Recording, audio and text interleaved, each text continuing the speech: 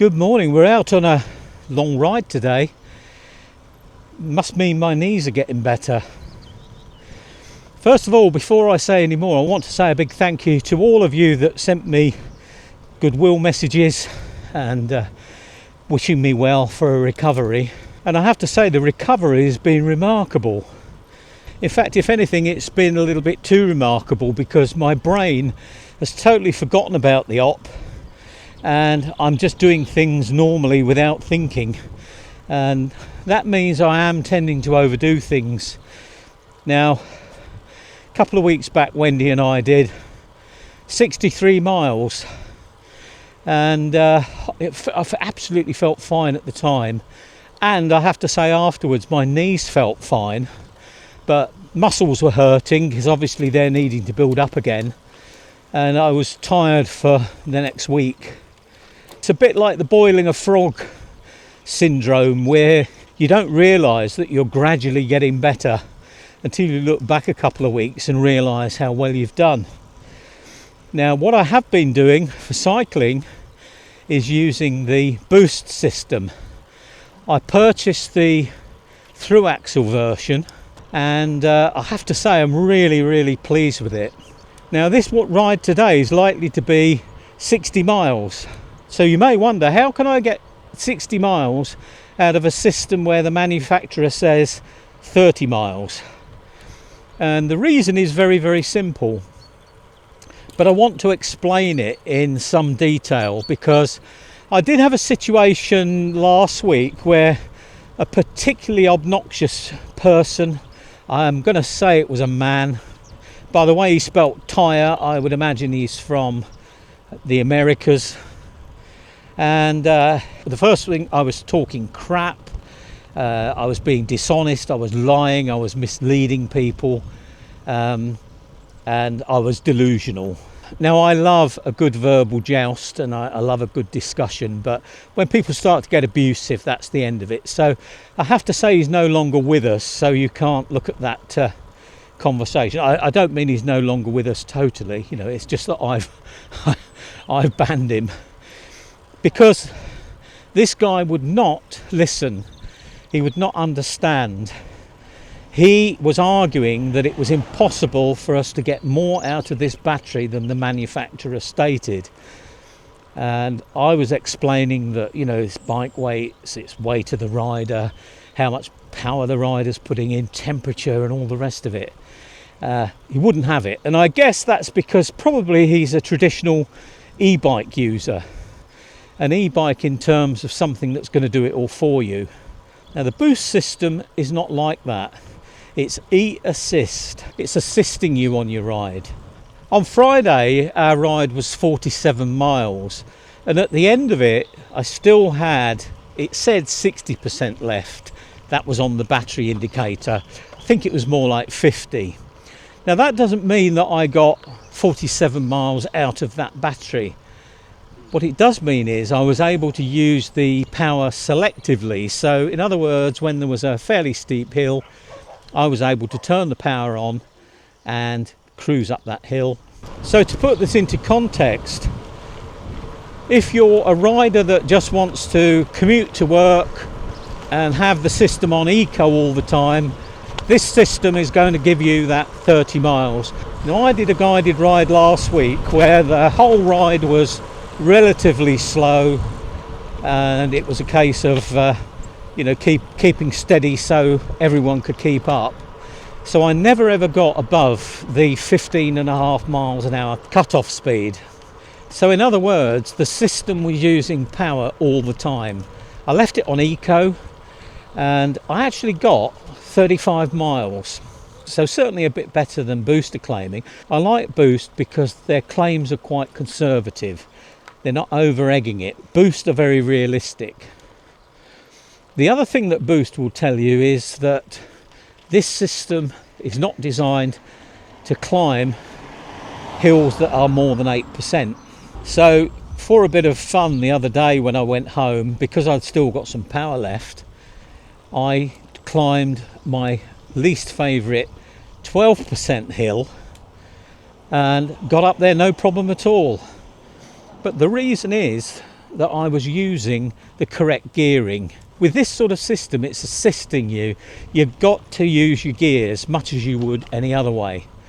Now obviously if you're riding a fully powered e-bike that's doing all the work for you, that's not an issue, but with e-assist it is.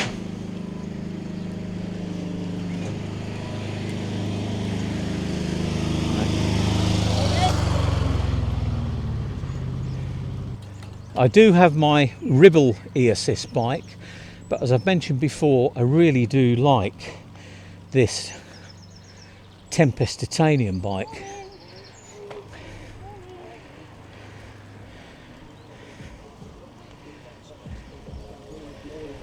It's very, very comfortable, and I can do long distances on it, and the net weight of this bike is actually 9 kilos. And that's one of the variables that helps with range. I've just climbed a fairly steep rise without power, purely because I'm trying to build my muscles back up, ready for our longer rides. Now Wendy and I have planned to do the second half of the King John Way. I'm planning to do it without the power on the bike. I'm going to have a lot to carry anyway, and I'm feeling now that I can do more, and whereas we're doing probably 70 miles a day, this boost battery is not going to work for me over that sort of distance. So I either have a spare battery or I ride without the power. Now it's so easy to change the wheel over, so what I plan to do for my next ride is just switch the wheels over to a manual wheel and just see how I go. Now if that doesn't work out for me, just a case of switch the wheel back over and I either look at getting a spare battery or borrowing one or whatever. We'll see how it goes. But what this kit is giving me is a huge amount of flexibility, and it means that I can electrify my favourite bike. I don't have to go spending out £2,500 on a specific e-bike. Now this boost system will work fully automatically. It's really, really clever in that as soon as you start riding, it just detects the movement. I think it's when it gets to 4 miles an hour, power kicks in. You've also got a super boost function, and that can be accessed either through the display, which is an optional extra, or the included app. So you can just set this up on your app. If you want a bit more power, just press the center of the circle and it's going to give you 10 seconds of super boost. But you'd really use super boost when you want to pull away quickly from traffic lights, that sort of thing, or a junction. What I really like about the optional display, which you'll see I've got set up on my crossbar, is that I can control the on and off of the system from there. It's just a 2 to 4 second press and it'll turn the system off. So it means I can ride under my own power very, very easily because it's a light enough system. And when I get to a hill, or I think I need a bit of assistance into a headwind or whatever, I can easily press the button and away we go. What I do find odd with this system though is the displays in volts, so you don't have a sort of quadrant counting down like you do on the app. It's purely voltage. Now Nick the designer is an electronics engineer, so he'll be very familiar with voltage, but I think for the average user it is a little bit odd. We start off at 41, 42 volts and the system gradually drops, and as you require power you'll see that the voltage drops, but then when you turn the system off again or you ease up on the pedalling, it goes back to a standard reading. So it is a little bit odd. When it gets down to, I think it's about 31 volts, then you're out of power. Now there's no danger to the battery at that point because it has an automatic system that cuts in to avoid any damage to the battery. And this is another thing with the boost system. The batteries are all premium batteries, so it means that where you're hearing about dodgy batteries coming in from abroad causing fires and so on, That's less likely with a boost system. In fact, I don't think they've ever had one, but you never say never. And it's obviously not a good idea to charge it at a time when you're not in the house or whatever. And that's the same for any battery. The good thing about lithium-ion batteries, though, is that you can top the charge up without it causing any memory issues. So if you're just riding to work and say you've only used half the power, there's no harm in popping it back on charge, bringing it back up to full power. It won't cause any danger at all. Obviously, with all lithium-ion batteries, it's not a good idea to have them fully charged and left fully charged. I'm just going to pull in and let this car go by.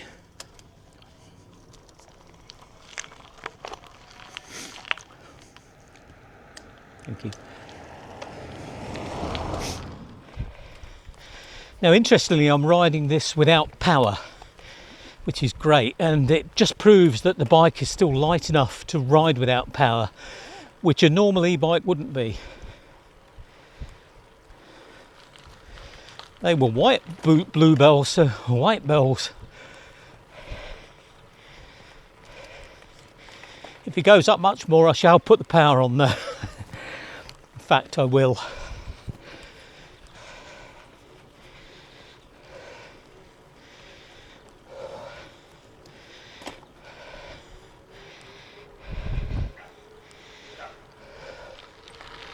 Well, I'll give you a quick update on the power situation on the boost system. Coming back has been great because we've had a tailwind, which was the plan. So I've not used a huge amount of power, but we've had quite a bit of climbing today. We've got 2,124 feet of climbing, and I'm on 53 miles. And I've just checked the battery level indicator, and that is actually on red, so I'm just about out of power. So it certainly won't do any climbing. Because if the battery level drops, then so does the amount of power it can give you. But I've got probably another 7 or 8 miles to go to home, and I have no fears about doing that at all, partly because it's fairly flat. Although we have got one hill near the end, because I have no problem riding the bike without power. Sure, it's a bit heavier because you've got the weight of the motor and the weight of the battery, but again, as I said earlier, with the bike only weighing 9 kilos to start with, then it's still a relatively light bike to ride.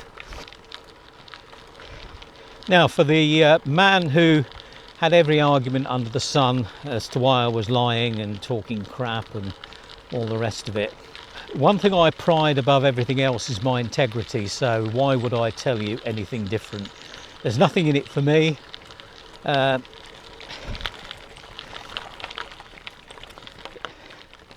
If Boost sell more units as a result of this, that's fine. If they don't, they don't. It doesn't matter to me in the slightest. But what does matter to me is that this system has really helped me to rehabilitate. It's allowed me to do the sort of rides that we'd normally do, but knowing I've got that assistance for some of the hills. Now, what I've done today, I've actually pushed myself to get up without power because I want to build my muscle. And that's the good thing about this system. You can either use it as a very basic system on automatic, and it's going to get you through your commute or whatever, and do that 30 miles on a charge, or if you want to use some power to keep yourself fit, then it's ideal to fit to an existing bike. Now, of course, if you want a bike that will do everything for you, virtually a moped, then this is not for you. Wendy and I have arranged to go out on Wednesday. We're going to do a relatively flat route. I think there's probably going to be 800-900 feet of climbing in it, but I'm actually going to swap out the motor wheel for a standard wheel, just see how I get on. Because when we do the King John Way, this battery is not going to be enough to get me around the sort of distances we want to do each day, especially with the bike loaded up.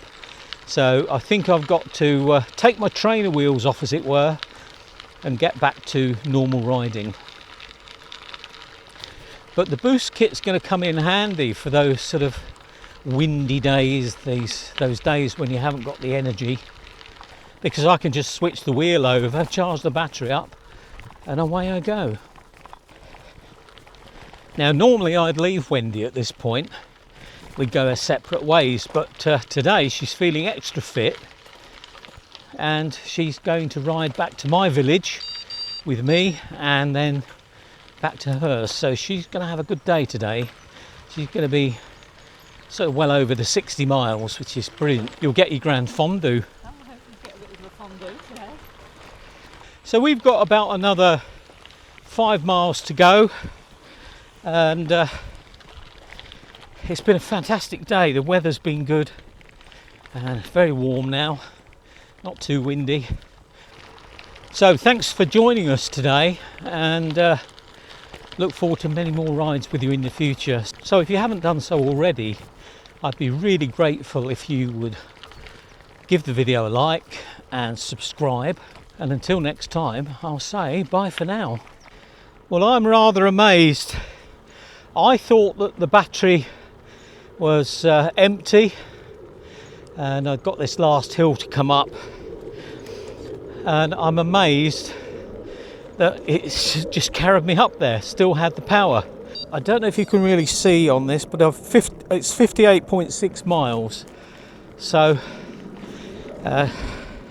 obviously, as I've said before, the battery's not taken me all the way around there, but it's got me through the climbs, and the climbs are totaling now 2291, and that's about the maximum for this ride.